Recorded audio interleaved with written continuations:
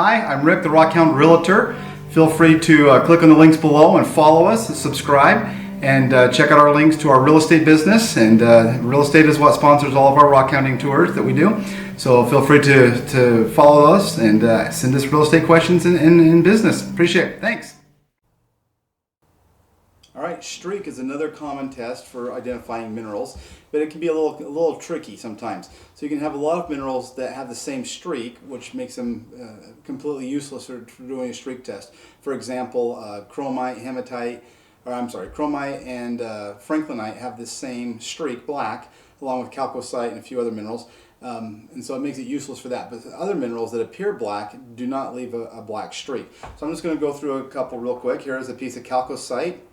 And I'm just going to do the streak on there, and I'm not using the rainbow colored part, that's tarnished. I'm using this golden piece right here, and you can see it definitely leaves a black streak on there.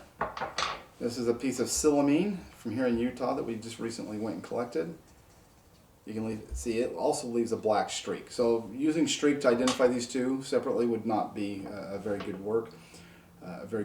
method. Here is a piece of pyrite. It comes off of kind of a brassy green color, so usually pyrite doesn't need a streak to be identified, but occasionally if you have a tarnished piece it might help.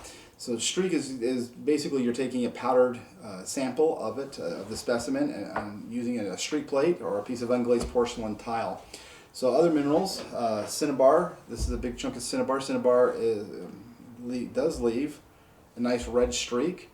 So, just like you would expect. But here's 4 forms of hematite. We just have a massive piece of hematite here, some specular hematite, a large hematite crystal, and some hematite that is kind of like a brick, just kind of a brick red. And I'm just going to go across and do the streaks of all of them. You can see that it's bright red, just like you'd expect. This is a metallic. It's also a little bit harder, but it also leaves a red streak.